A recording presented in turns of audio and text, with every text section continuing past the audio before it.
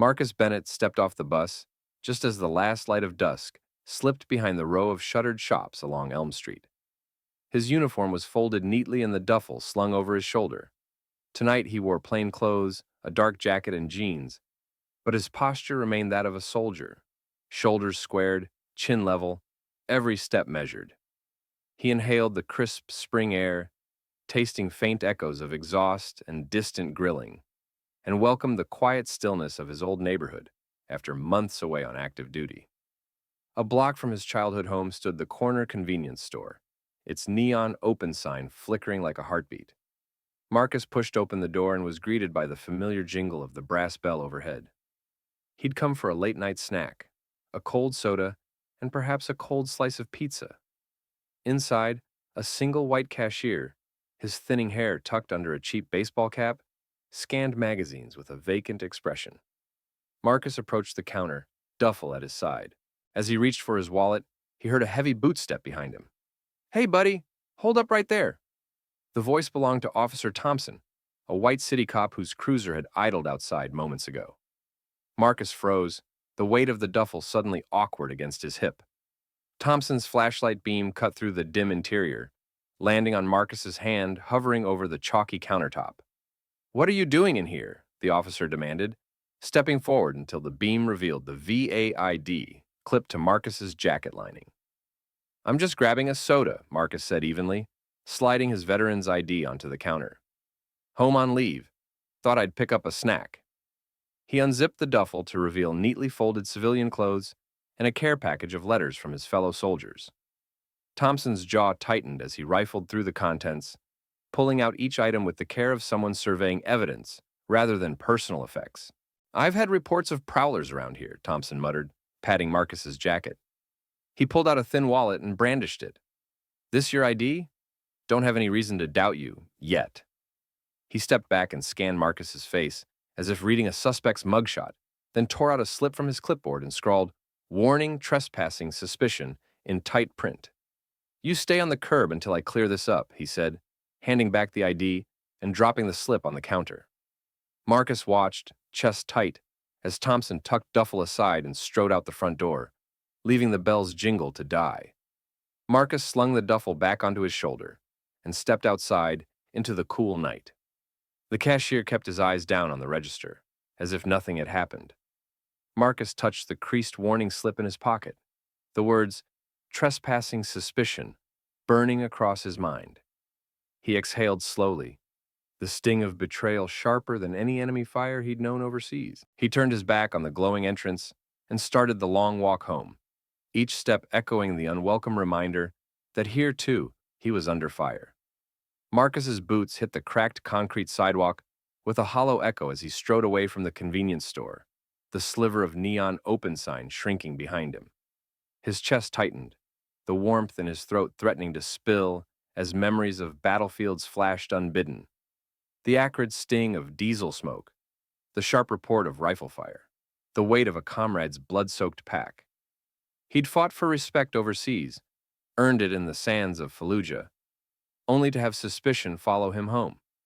He turned down a narrow alley toward the corner bodega where he'd planned to grab a late-night snack.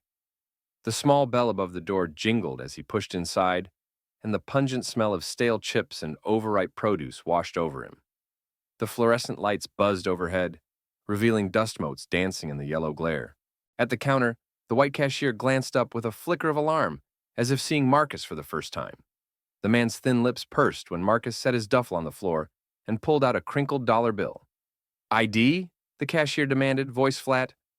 Marcus froze, fingers brushing the faded plastic in his back pocket. He produced his VA card with a calm he didn't feel, pressing it onto the counter. The cashier leaned forward, his lined face inches away, eyes scanning the embossed lettering as though decoding a secret. When at last he nodded, Marcus ordered a soda and a pack of jerky, his voice measured. Coins clinked in the ashtray-thick register drawer as the cashier rang up the items. Marcus watched the transaction in silence, every nerve ending aflame.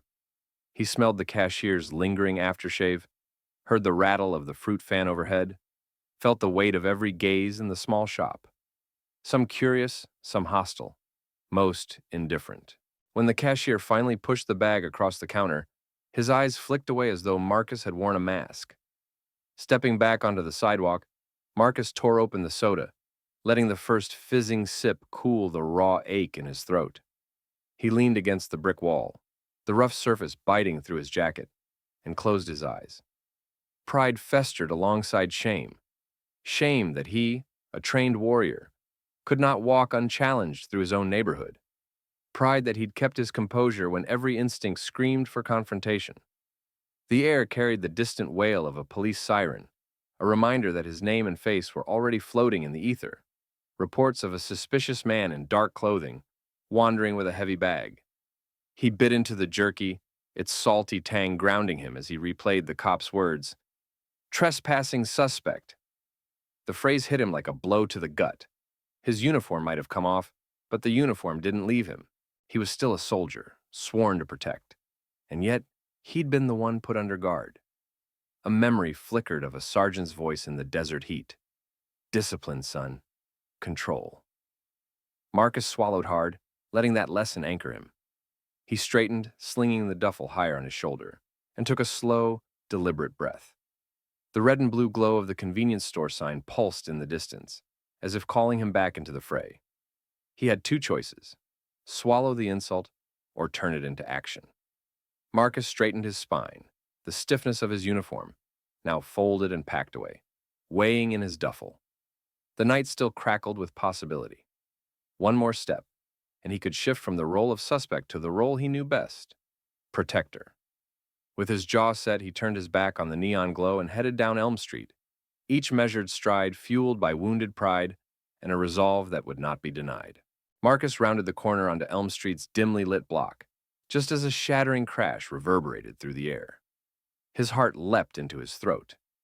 Through the convenience store's busted plate glass window, he saw two masked figures lunging over the counter, rifles trained on the frozen cashier, and a clutch of terrified customers. A woman in a business suit stumbled backward, phone already pressed to her ear in frantic dial. A teenager ducked behind the snack rack, eyes wide as headlights. In that instant, every lingering sting of the cop's accusation vanished. Marcus's military instincts snapped awake, razor sharp. He dropped the duffel on the curb, the canvas thudding against concrete, and sprinted toward the store entrance. His boots pounded on the pavement, silent, controlled steps honed by endless drills, and he timed his approach to the nearest side door, still intact behind the smashed front. The lock rattled under his gloved fingers, but years of breaching exercises paid off. One twist of the shim tool, and the door clicked open. Inside, fluorescent lights flickered overhead, casting a harsh glare on overturned snack displays and slick puddles of spilled soda. The first robber, clad in all black with ski mask obscuring his face, barked orders at a trembling elderly man pressed against the glass countertop. The second man swung his rifle toward the back aisle, where a young father tried to shield his daughter behind a row of cereal boxes. Marcus froze for a heartbeat in the doorway, assessing angles and body positions, the way he once evaluated enemy emplacements in Kandahar. The rifleman's back was to him, muzzle aimed at a shuddering customer. Without hesitation, Marcus launched himself from cover in one fluid combat roll, low and silent. His right hand swept around the assailant's calves and hooked behind his knees, toppling the man before he could fire. The rifle skittered across the linoleum, sending a spark as the barrel struck the candy rack. The first robber spun to face him, leveling his own weapon. Marcus reacted instantly, knees bending, torso twisting into a textbook defensive stance. He brought his left forearm up across his face to deflect the barrel, then shattered the man's grip with a powerful palm heel strike to the wrist, wrenching the rifle downward. With a precise judo-like sweep, he disarmed the attacker completely and delivered a swift, controlled elbow to the man's jaw, sending him sprawling into a stack of soda cases. By then, the rifleman was back on his feet, reaching for a sidearm tucked in his waistband. Marcus closed the distance in 2 steps, feet sliding across the floor in perfect triangle footwork. He planted one foot against the man's hip, knocking him off balance, and drove his shoulder into the man's torso. The impact squeezed the wind from the attacker's lungs as Marcus twisted behind him, applying a military-grade rear bear hug takedown that drove both men to the ground. Pinning the second robber's arms behind his back, Marcus secured him in a double wrist lock with one hand and slapped zip ties, pulled from a pocket in his duffel, around the man's wrists with the other. The entire sequence, from breech to cuff, had taken fewer than 12 seconds. White-knuckled customers unfroze, gasps rippling through the aisle. The lone cashier, tugging on the phone cord, looked at Marcus in stunned silence. Outside, distant sirens wailed, growing closer. Marcus stood, chest heaving, and scanned the store. The robbers lay immobilized, breathing shallow. The front doors creaked as uniformed officers poured in, Officer Thompson among them, rifles lowered and badges flashing in the harsh light. Marcus straightened his jacket, chest swelling not with arrogance, but with calm purpose. "Everyone all right?" he called over the ringing phone lines and clatter of startled hostages. When a trembling woman nodded, he turned and faced the arriving officers.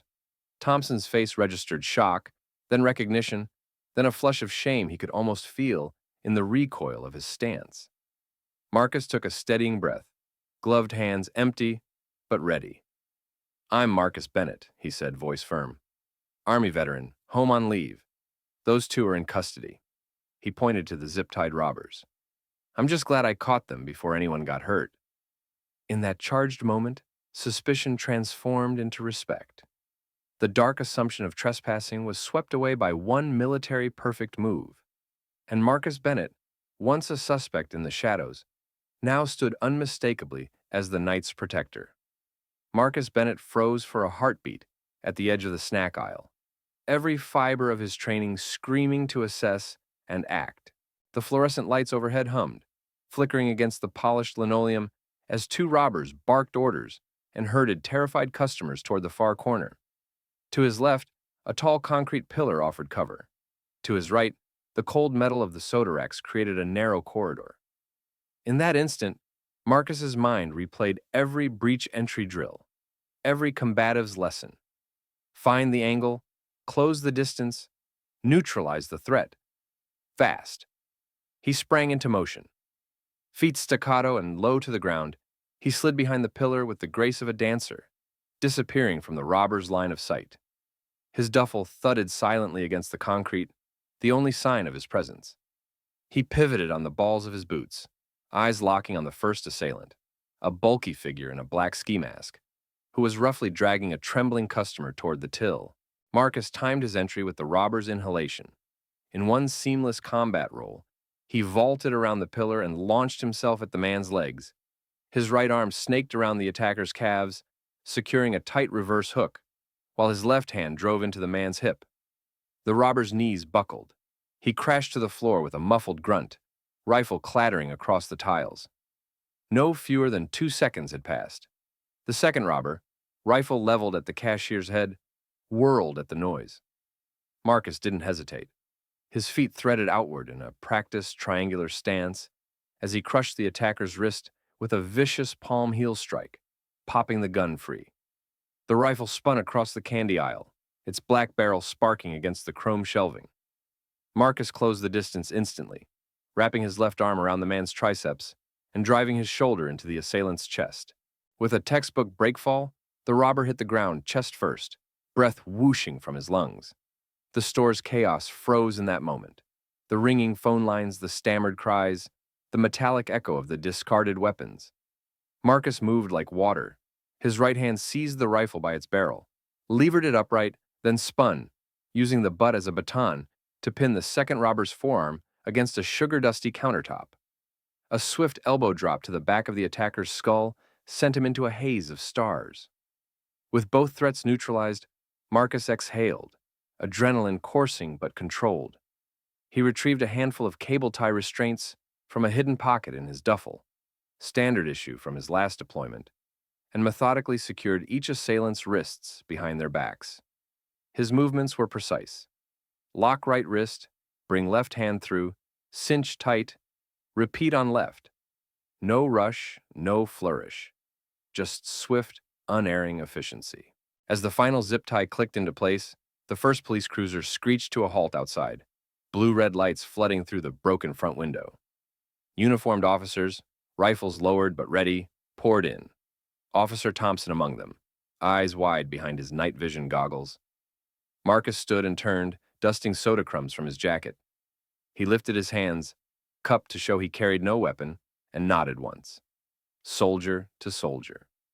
In 12 seconds, he had transformed from suspect to savior, every instinct and muscle honed by service now redeployed to protect the very community that had once doubted him. The wail of sirens crescendoed as two patrol cars screeched to a halt outside the convenience store's shattered front window.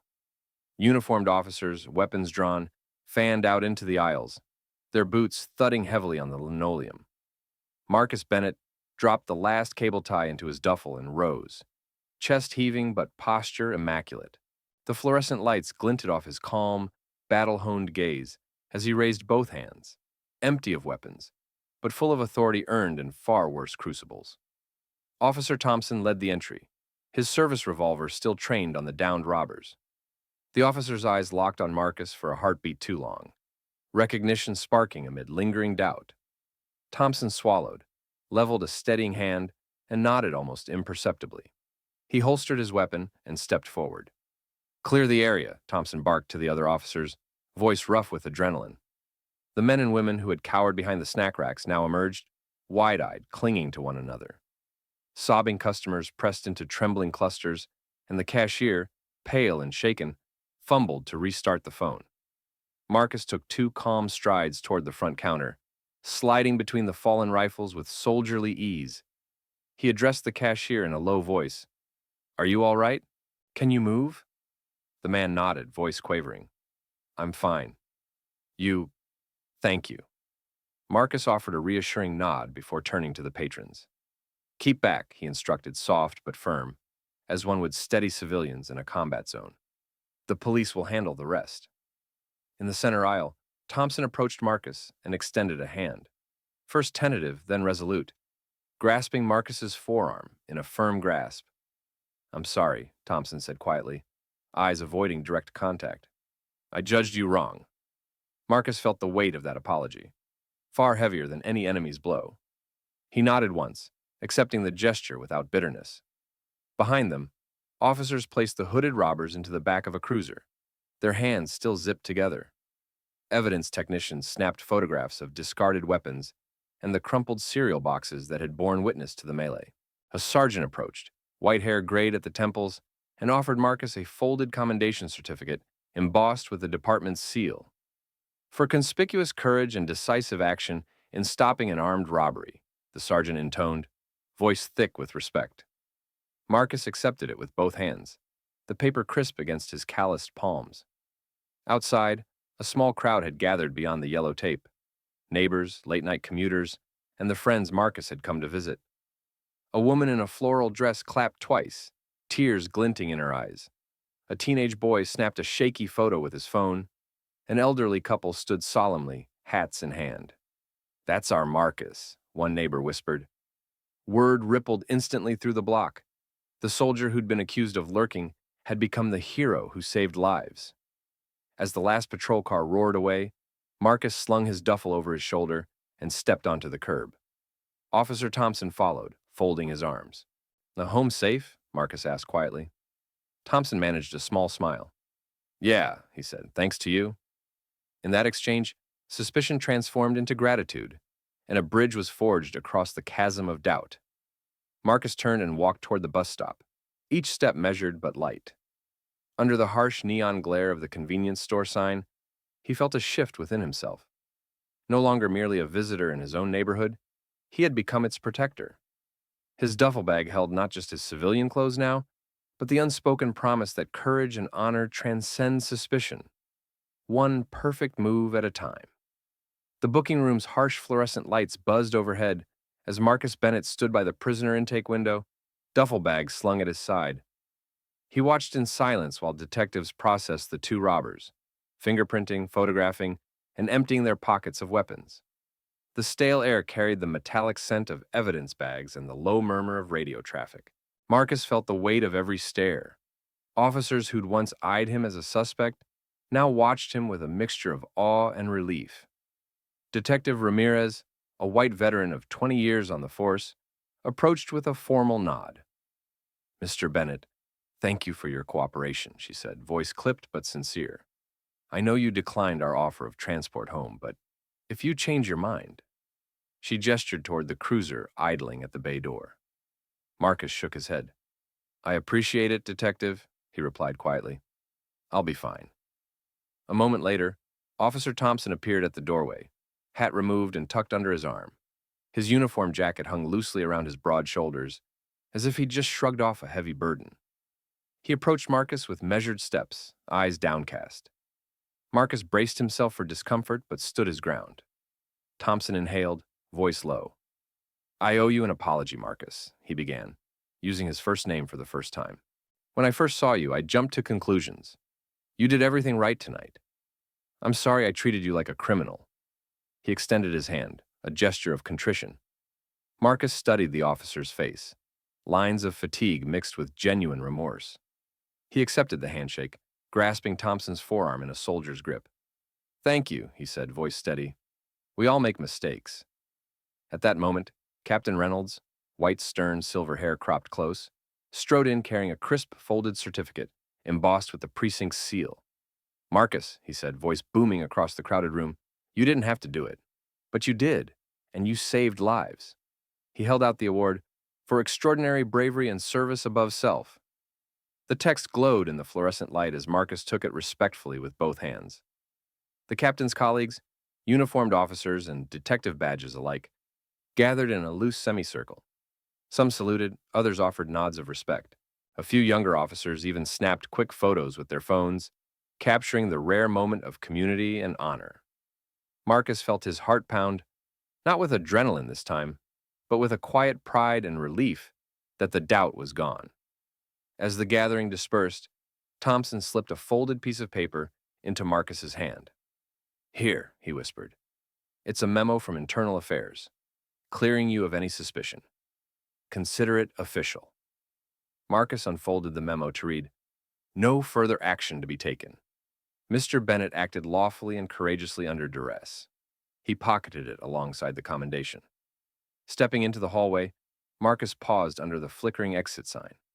The chaos of the booking room faded behind him, replaced by the steady thrum of city life outside. As he lifted his head, the weight of the night's events settled into something enduring. Respect earned, bridges rebuilt, and the unspoken acknowledgement that sometimes the greatest recognition comes not from orders, but from the simple act of seeing one another's humanity. 3 nights after the robbery, the corner of Elm Street transformed into a block party celebration. By late afternoon, strings of white lights crisscrossed above the cracked asphalt, and folding tables groaned under trays of homemade casseroles, coleslaw, and paper plates of brownies. Neighbors, white families in sundresses and shorts, pulled lawn chairs from their porches. Children chased each other around the fire hydrant, squealing with delight, while a local bluegrass trio tuned fiddles and banjos on a makeshift stage of wooden pallets. A banner reading, Thank you, Marcus Bennett, our neighborhood guard, fluttered over the old convenience store's shuttered door. Marcus arrived just as the sun dipped toward the rooftops, his duffel still slung over one shoulder and the police commendation certificate tucked inside. He paused at the edge of the crowd, scanning familiar faces. Mr. and Mrs. Patel waving from their front stoop, the Hernandez twins offering him lemonade, and Mrs. O'Leary holding a spray-painted sign, Real heroes wear jeans and jackets. He felt a lump in his throat as people greeted him with pats on the back and heartfelt thank yous. The suspicion of days before seemed a distant memory. At the front of the stage, Pastor Winslow, white in his late 50s with a gentle smile, stepped up to the microphone.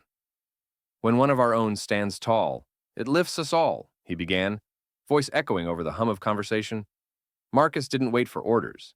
He didn't wait for permission. He acted. Tonight, we honor that courage.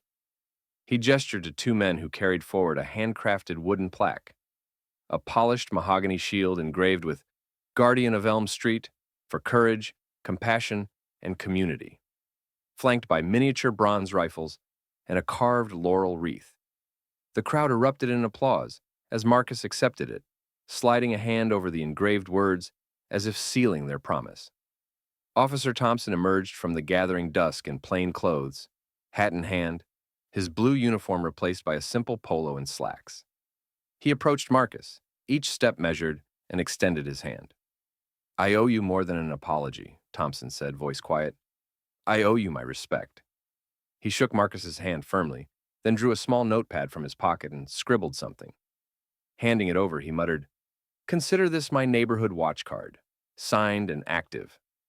Marcus smiled, folding the card into his pocket alongside the police memo, clearing him of suspicion. As the mountain of potluck dishes dwindled, a circle of local kids, white teenagers and younger children, gathered around Marcus, their eyes wide with admiration. One boy asked, Can you show us that move again? Marcus knelt and demonstrated the low combat slide, his jacket brushing the hot pavement. Laughter and cheers followed as the children mimicked his stance, and even Mrs. Patel's toddler tried a clumsy elbow strike with a foam noodle. In that moment, Marcus saw the seeds of trust and safety sprouting in the next generation. Finally, under a canopy of twinkling lights, Marcus stepped onto the makeshift stage to speak. The music hushed. He cleared his throat, the wooden plaque warm in his hands. I never wanted to be a hero, he began, voice steady. I just wanted my neighborhood to feel secure. For my family, for yours, for everyone. Tonight you've shown me that protection isn't just about force. It's about standing together, looking out for one another and recognizing each other's worth. Heads nodded, eyes glimmering in the soft light. As the first stars appeared overhead, the block party turned into a vigil of unity. Neighbors linked arms and sang, America the Beautiful, voices rising above the gentle strum of a guitar. Children sat on shoulders, waving tiny flags, while elders closed their eyes, mouths moving in quiet prayer. Marcus stood among them, the mahogany plaque under his arm, feeling the buzz of shared purpose. Long after the final notes faded and the crowd dispersed, Marcus lingered by the fire hydrant, now a symbol of community rather than fear. He placed the plaque against the curb, shining in the lamplit hush. As he walked home beneath the string lights, once harsh suspicion now replaced by warm recognition, he knew that the real victory wasn't the single move that stopped the robbery, but the trust and solidarity it had ignited in every heart on Elm Street.